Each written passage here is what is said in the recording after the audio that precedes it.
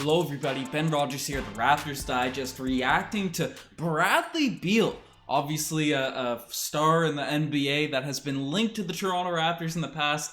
He spoke out on the team today, and it's got a lot of people talking, and I just want to use it as an excuse to sort of dive deep and give a little spiel about the Toronto Raptors defense. So I'm just going to start off. I'm going to show the tweet and show what he essentially said, the quote. And he essentially brought up how Coach Nurse, he's always running these junkyard defenses against Bradley Beal. You can see the direct quote there, read it verbatim.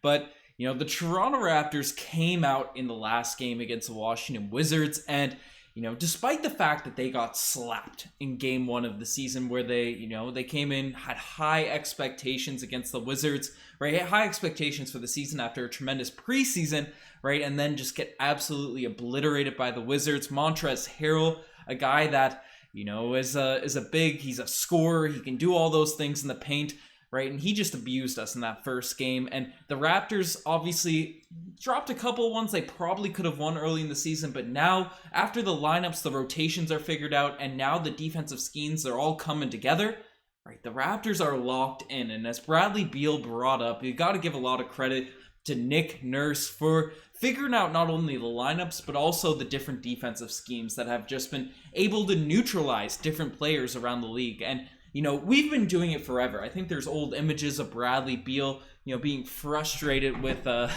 being frustrated during games of the Toronto Raptors, just being absolutely exhausted by the end of it when he's out there. We had that running posts on Reddit where people are just be deflated. The season prior to the bubble, or the bubble season right before it happened, right, where teams are just rotted, or top tier players in the league were raw to play the Raptors, and then their images would be stoked together. That would usually happen to a lot of wings in the league and big men when we had Marc Gasol and Serge Ibaka. But obviously last season we just weren't capable of stopping the big men. Even though in the bubble playoffs, our last playoff run, we had a lot of success with the small ball lineups with OG at center, and it had myself and Riker pretty confident going into the tanking season, right, where the year we played the Kazoos, and we felt good about our chances. Obviously didn't end up playing out that well, but we were a top 4 seed prior to getting just depleted with health and safety protocols, where we went on a big losing streak. And then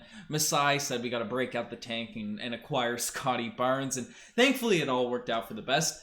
But last year, big men would just absolutely eat us up. And even when we got Khem Birch, it just didn't look right, our defensive sets. We always, we had a couple of great games playing against, James Harden's of the world, different teams. And Damian Lillard, I remember he had a game where we really locked in on those players, right? The wing guys, we did a solid job, because obviously Fred VanVleet, Kyle Lowry, OG Anunoby, they're all good wing defenders, but the bigs, they get the best of us. And now I guess this is sort of diverging away from Bradley Beal talk, because I will spin it back to Bradley Beal, because everyone, I saw underneath that tweet that people are saying Bradley Beal looked good in a Raptors jersey, so I'll speak on that a little bit at the end.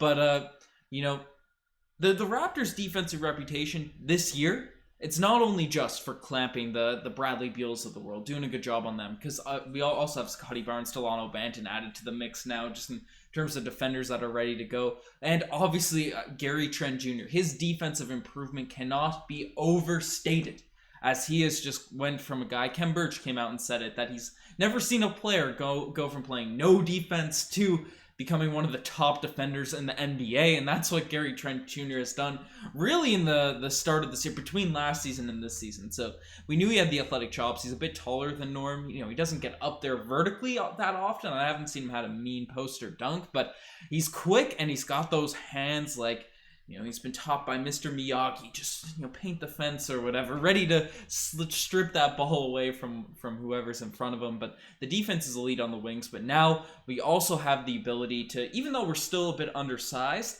right, the big men, they're also getting clamped in. These junkyard defenses, these box ones, these zones that Nick Nurse has thrown out, right, when we have a mismatch, because size-wise, we were still teams will still start trying to take advantage of us with the mismatches down there in the paint. We saw them try to do it with Sabonis, different guys. Harrell in the first game when it did work, and in different games along the season. But you can especially look back to that in those Indiana Pacers games where Sabonis just couldn't get anything going, because when you have a switch, we'd immediately have someone double team, and obviously if you have a tremendous passing big man or a guy that can slash, and that's why I think we lost to the Dallas Mavericks, because Luka Doncic could just, we'd be doubling and then he'd just throw those passes pinpoint right in the hands of whoever was open immediately. And you can't do anything when it comes to defensive rotations when you have someone that can dissect defenses like that. But most teams in the league don't have someone that can make that precise of passes. And now, especially when they're big men, and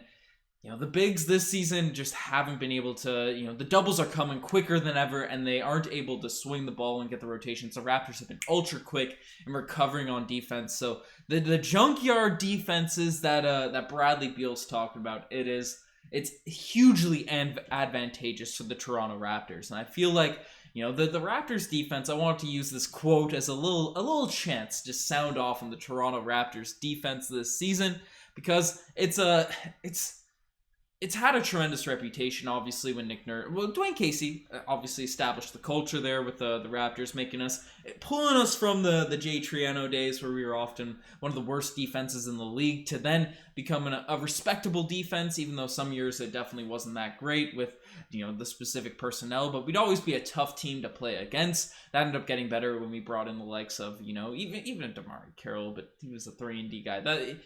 Corey Joseph, I'd rather say, when we flipped Corey Joseph for Gravis Vasquez. It wasn't a specific trade, but he essentially took up that role. Him and Lou Williams was also sent out, so Corey Joseph is a better point guard defender.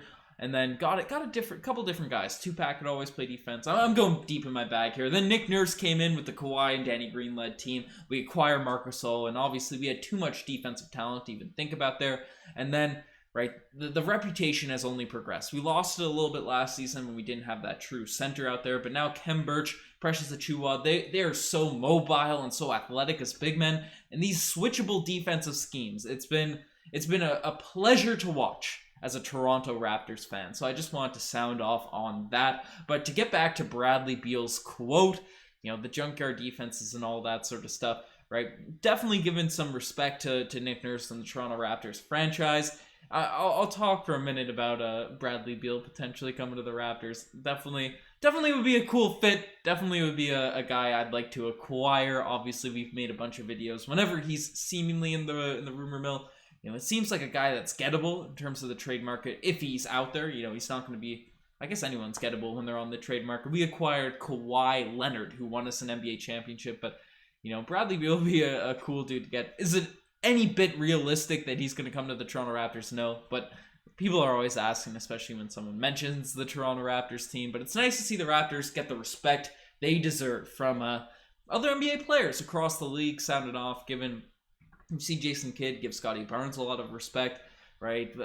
Tatum said that the Toronto Raptors defensive schemes are his least favorite team or player to go up against. It was a question about player, but then he just brought up the entire Toronto Raptors team. And now it's looking like an even more elite, the Toronto Raptors defensive stuff with the young legs, Gary Trent Jr.'s emergence, the Scotty Barnes, Delano Banton's now coming in as our guards that are just so long, lanky, and athletic. Svi's also been killing it in terms of just aggressiveness, activity, all those sorts of stuff. So definitely some positives there. I don't want to ramble on too much about these quotes, but there's also a little Bradley Beal rumor that him and Jason Tatum are trying to team up. So I don't know. It seems like Bradley Beal wants to stay in Washington. I know Tatum is the Celtics would never trade him in any world. He's still a young guy, a lot of years under contract, but apparently they've somehow been talking about teaming up this season.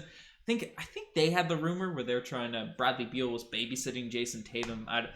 I don't know. I digress on that point, but I think it's very unrealistic Bradley Beal comes to the Raptors. But I had to throw that in there because a lot of people were talking about it. But I use that as more of an excuse to just sound off on the Toronto Raptors defense. But quick video here for you guys. You guys are the best for making this far. Check out the Instagram, the TikTok, all that cool stuff. And guys, if you want some fire merch, subscribe to the channel. Right, you'll be immediately entered in a giveaway for this hoodie right here. So let us know in the comment section what you guys think of the hoodie, and if you want that merch, you know what I'm saying? Riker and I try and do more giveaways. We're on that road to 22K subscribers. That's when the giveaway will be made. So definitely subscribe if you're interested in that. Check out the membership, the the merch for Raptors Digest, the Instagram, the TikTok, all that cool stuff, the Discord, so many stuff we have to plug. Anyways, you guys are the best. I'm signing off. Cheers. Pressing the wrong buttons.